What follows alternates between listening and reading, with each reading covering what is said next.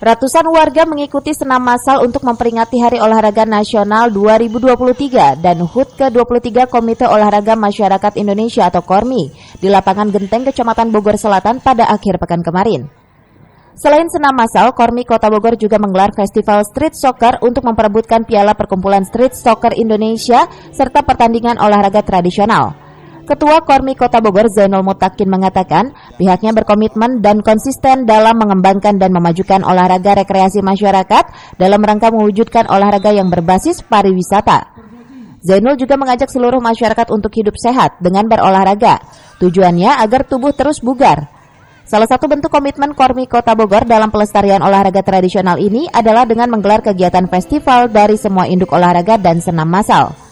Ketua KORMI berharap kegiatan ini akan menjadi media yang tepat untuk kembali memasyarakatkan olahraga tradisional di kalangan masyarakat Kota Bogor, terutama kalangan generasi muda dan pelajar.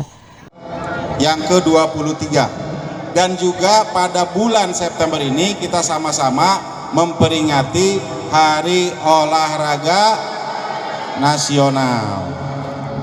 Oleh karenanya pada hari ini KORMI Kota Bogor menggelar acara senam massal bersama masyarakat Kota Bogor di wilayah Bogor Selatan.